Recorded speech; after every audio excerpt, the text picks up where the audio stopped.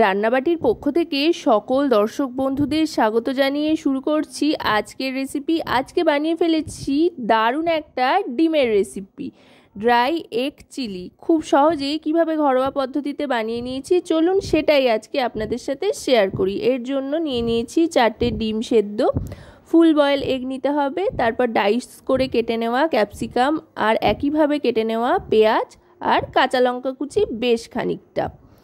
এবার এই ডিম সেদ্ধগুলোকে কেটে নিতে হবে। 4টে ডিমকে 4 টুকরো করে নিচ্ছি। আপনারা যতটা বানাবেন তার উপরে নির্ভর করে ডিমের পরিমাণটা কম বেশি করে নিতে পারেন। এইভাবে প্রত্যেকটা ডিমকে কিন্তু কেটে নিচ্ছি। চাইলে আপনারা অর্ধেক ডিম দিয়েও করতে পারেন, আবার এভাবে কেটেও নিতে পারেন। তবে গোটা ডিম দিয়ে করার চাইতে আমার মনে হয় এভাবে ডিম কেটে নিয়ে করলেই এই রেসিপিটা অন্তত খেতে বেশি ভালো লাগে। ডিমগুলো কেটে নেওয়ার পর এবার একটা ছোট বাটি নিয়ে নিয়েছি, সেই বাটিতে নিয়ে নিচ্ছি ময়দা। 2 চামচ পরিমাণে ময়দা নিয়ে নিলাম।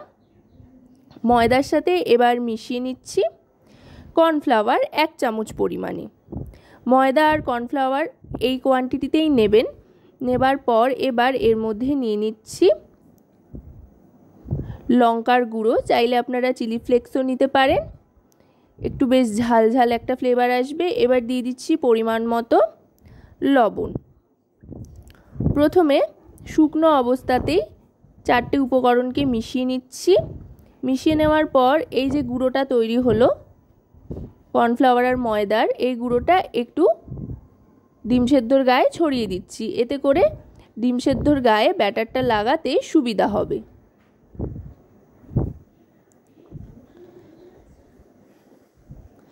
ছড়িয়ে নেওয়ার পর এবার যে মিশ্রণটা তৈরি করেছিলাম কর্নফ্লাওয়ার আর ময়দার, তার মধ্যে জল দিয়ে দিচ্ছি। জল দিয়ে মাঝারি মানের একটা ব্যাটার তৈরি করে নিচ্ছি, না খুব ঘন না খুব পাতলা, একদম মাঝামাঝি ধরনের একটা ব্যাটার তৈরি করে নেব। এবার এটাকে ভালো করে গুলিয়ে নিতে হবে যাতে কোনো রকমের লাম্পস না থাকে, সেদিকে লক্ষ্য রেখে। দেখুন লঙ্কার গুঁড়ো দেওয়াতে কিন্তু খুব সুন্দর একটা রং এসছে। এর পরিবর্তে চাইলে আপনারা চিলি ফ্লেক্সও ব্যবহার করতে পারেন, আবার চাইলে কাশ্মীরি রেড চিলি পাউডারও ব্যবহার করতে পারেন। ব্যাটারটা তৈরি হয়ে গিয়েছে। এবার ডিমের টুকরোগুলোকে ব্যাটারের মধ্যে ডিপ করে এক এক করে ছেড়ে দিচ্ছি।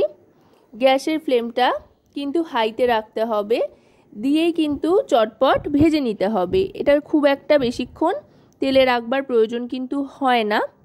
এই জাতীয় রান্না কিন্তু হাই ফ্লেমেই সাধারণত হয়ে থাকে, আর খুব চটজলদি তৈরিও হয়ে যায়, খেতেও দুর্দান্ত লাগে।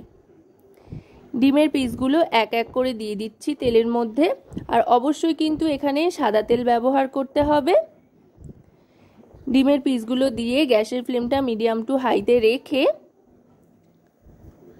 1 মিনিট মতো অপেক্ষা করলেই কিন্তু ভাজা হয়ে যাবে। ডিমের পিসগুলো ভাজা হয়ে যাওয়ার পর এবার তুলে নিচ্ছি একটা ছান্তার সাহায্যে। তুলে নেওয়ার পর খানিকটা তেল কমিয়ে নেব, এতটা তেল লাগবে না রেসিপিটা তৈরির জন্য। তেল কমিয়ে নেওয়ার পর এবার এর মধ্যে দিয়ে দিচ্ছি রসুন কিমা। রসুন কিমাটাই চেষ্টা করবেন ব্যবহার করার, তাতে করে খুব সুন্দর একটা ফ্লেভার আসবে। আর অবশ্যই কিন্তু হাই ফ্লেমে দেবেন রসুন কিমাটা তেলের মধ্যে, তাতে করে রসুন কিমাটার মধ্যে খুব সুন্দর একটা রং চলে আসবে আর লেগে ধরার সম্ভাবনা থাকবে না কড়াইয়ের সাথে। এবার দিয়ে দিচ্ছি পেঁয়াজের টুকরোগুলো, দেখুন পাপড়ির মতো ডাইস আকারে কেটে নেওয়া পেঁয়াজের টুকরো। এবার দিয়ে দিচ্ছি ক্যাপসিকামের টুকরোটা। পেঁয়াজ আর ক্যাপসিকামটাকে এবার ভালো করে ভাজতে থাকতে হবে। একটু টস করে নিলাম পেঁয়াজ আর ক্যাপসিকামটা। এবার দিয়ে দিচ্ছি লঙ্কা কুচি। চাইলে আপনারা কিন্তু লঙ্কা বাটাও এখানে ব্যবহার করতে পারেন, আবার এভাবে লঙ্কা কুচিও দিতে পারেন। লঙ্কা কুচি দিয়েও আরও খানিকক্ষণ ভাজা ভাজা করে নিয়ে দিয়ে দিলাম টমেটো বাটা। এখানে একটা মাঝারি সাইজের টমেটো বেটে দিয়ে দিলাম। টমেটো বাটাটা দিয়ে একটু মিশিয়ে নেব সবজিগুলোর সাথে। আর হ্যাঁ, এই পেঁয়াজ আর ক্যাপসিকাম এগুলো ভাজতে ভাজতে যেন নুন দেবেন না, তাহলে কিন্তু জল ছেড়ে দেবে, তাতে করে খুব একটা ভালো লাগবে না। অন্তত এই রেসিপিটার ক্ষেত্রে টেস্টটা খারাপ হয়ে যেতে পারে, তাই নুনটা কিন্তু শেষের দিকে দেবেন। এবার দিয়ে দিচ্ছি এতে কাশ্মীরি রেড চিলি পাউডার, যেহেতু অনেকটা কাঁচা লঙ্কা দিয়ে দিয়েছি সেই জন্য কাশ্মীরি রেড চিলি পাউডার ব্যবহার করছি। এবার দিয়ে দিলাম সয়া সস, ছোটো চামচের 2 চামচ মতো। সয়া সসটা একটু বুঝে দিতে হবে, এতে যেহেতু নুনের পরিমাণ থাকে সেই জন্য আন্দাজ করে দিতে হবে। এবার দিয়ে দিলাম লবণ। লবণ দেওয়ার পর দিয়ে দিচ্ছি টমেটো কেচাপ, এতে করে বেশ সুন্দর একটা চটপটা ফ্লেভার আসবে। এবার ভালো করে সমস্তটা মিশিয়ে নিলাম। দেখুন দারুণ সুন্দর একটা কালার কিন্তু চলে এসছে। আশা করব রেসিপিটি আপনাদের ভালো লাগবে। ভালো লাগলে অবশ্যই রান্নাবাটি চ্যানেলটিকে সাবস্ক্রাইব করে লাইক শেয়ার কমেন্টের মাধ্যমে আমাদের পাশে থাকবেন, আর পাশে থাকা বেল আইকনটি অন করে দেবেন সবার আগে সমস্ত রান্নার নোটিফিকেশন পাওয়ার জন্য। আর যদি রেসিপিটি আপনারা আমাদের ফেসবুক পেজ থেকে দেখেন তো অবশ্যই রান্নাবাটি ফেসবুক পেজটিকে ফলো করার অনুরোধ রইল। এবার ভেজে রাখা ডিমের পিসগুলো দিয়ে ভালো করে মিশিয়ে নিচ্ছি সবজি আর সসের সাথে।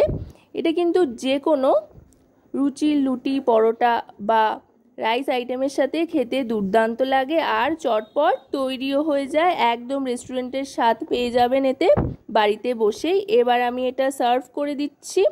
দেখুন দেখতে কতটা লোভনীয় হয়েছে, আর একেবারে কিন্তু ঘরোয়া পদ্ধতিতে ঘরোয়া উপকরণেই তৈরি করে ফেলেছি। তো আজকের এই ড্রাই এগ চিলির রেসিপি আপনাদের কেমন লাগলো সেটা কিন্তু অবশ্যই আমাকে কমেন্টের মাধ্যমে জানাবেন। সকলে খুব ভালো থাকবেন ও সুস্থ থাকবেন এবং রান্নাবাটির সাথে থাকতে ভুলবেন না যেন। তো আজকের মতো এ পর্যন্তই।